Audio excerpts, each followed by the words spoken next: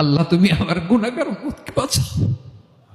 বিশ্বনবী আমার জন্য কাঁদবেন, আপনার জন্য কাঁদবেন, আমাদের জন্য সেদিন কেঁদে কেঁদে জাহান্নামের দরজায় দাঁড়িয়ে আমাদেরকে টেনে টেনে জান্নাতে ঢুকাবেন।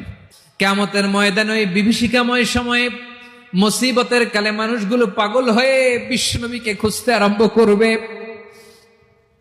সবাই মিলে বিশ্বনবীর কাছে যে বলবে, ইয়া রাহমাতাল লিল আলামিন, ইয়া খাতামান নবীন, রাহমাতাল লিল আলামিন।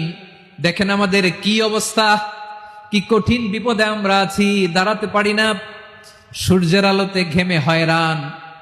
আজকে কেউ সুপারিশ করতে পারবে না। সব নবীরা অপারগতা স্বীকার করেছে, তারা বলেছে আপনি ছাড়া কেউ নাকি আল্লাহর সামনে দাঁড়াতে পারবেন না, আপনি একটু সুপারিশ করেন।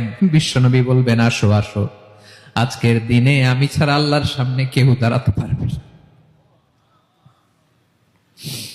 বিশ্বনবী মাকামে মাহমুদে যে আল্লাহু আকবার বলে সিজদায় লুটিয়ে পড়বেন। আল্লাহ রাব্বুল আলামিন বিশ্বনবীকে এমন কিছু চমৎকার শব্দ শিখাবেন, ওই শব্দগুলো দিয়ে আল্লাহর প্রশংসা করে বিশ্বনবী কাঁদতে আরম্ভ করবেন।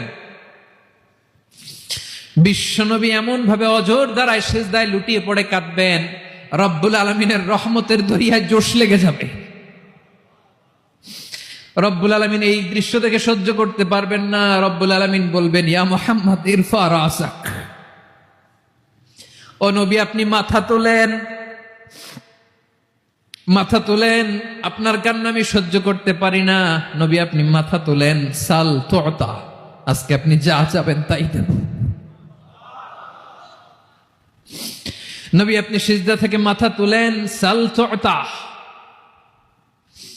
যা চাবেন তাই দেব। ওয়াশফা তুশাফা, যার জন্য সুপারিশ করবেন তার সুপারিশ কবুল করে নেব। বিশ্বনবী এবার মাথা তুলবেন। যে বিভীষিকাময় সময়ে প্রত্যেক নবী বলেছেন আমি পারবো না, প্রত্যেক নবী বলেছেন নফসি নফসি, আমার কি হবে আমি জানি না, আল্লাহ আমারে বাঁচাও। প্রতিটি নবী বলবে নফসি নফসি, আল্লাহ তুমি আমারে বাঁচাও, আমারে বাঁচাও। বিশ্বনবী মাথা তুলবেন, তুলে বলবেন রব্বি হাবলি উম্মতি, আল্লাহ তুমি আমার গুনাহগার উম্মতকে বাঁচাও। এই দুনিয়ার বুকে রব্বুল আলামিন সব নবীকে একটা করে দাওয়া মুস্তাজাবা দিয়েছেন, মানে যে দোয়া করলে কবুল হয়ে যায় সাথে সাথেই। দাও বিহা, দুনিয়ার সব নবীরা ওই দোয়াটা দুনিয়ায় করে ফেলেছে। সব নবীকে আল্লাহ একটা করে দোয়া দিয়েছেন, নবী দোয়া করলেই কবুল। সব নবীরা ওই দোয়া করে ফেলেছে দুনিয়াতে। বিশ্বনবী বলেন আমি করি নাই। ওয়া ইন্নী আখতাবিউ দাওয়াতি শাফাআতান লি উম্মতি ইয়াউমাল কিয়ামাহ, আমার ওই স্পেশাল দোয়াটা আমি দুনিয়ার পক্ষে কঠিন বিপদে পড়েও কোনোদিন করি নাই। আমি আমার স্পেশাল দোয়াটা কিয়ামতের দিন আমার গুনাহগার উম্মতকে সুপারিশের জন্য রেখে দিয়েছি। আল্লাহ বলবেন নবী ইরফা রাসাক, মাথা তোলেন, আর কাঁদবেন না। বিশ্বনবী মাথা তুলবেন, আল্লাহ বলবেন সাল তুতা, আপনি যা চাবেন তাই দেব। ওয়াশফা তুশাফা, সুপারিশ করেন, সুপারিশ কবুল করব।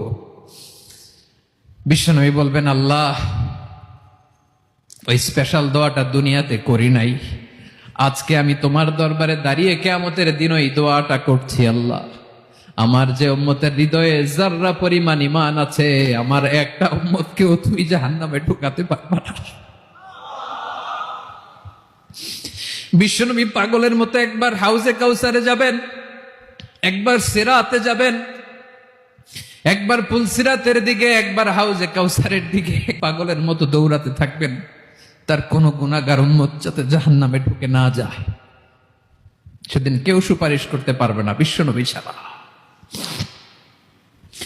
এজন্য 5 নম্বর আল্লাহ বললেন মান যাল্লাযী ইয়াশফাউ ইনদাহু ইল্লা বিইযনিহি, কার সাহস আছে, কার এত বড় বুকের পাটা কিয়ামতের কঠিন দিন আল্লাহর সামনে দাঁড়িয়ে সুপারিশ করবে? কারো ক্ষমতা নাই, কারো ক্ষমতা নাই। বিশ্বনবী সেদিন সিজদায় পড়ে উম্মতের জন্য কাঁদবেন, সবাই কাঁদবে নফসি নফসি, আল্লাহ আমারে বাঁচাও, আল্লাহ আমারে বাঁচাও। বিশ্বনবী বলবেন উম্মতি উম্মতি,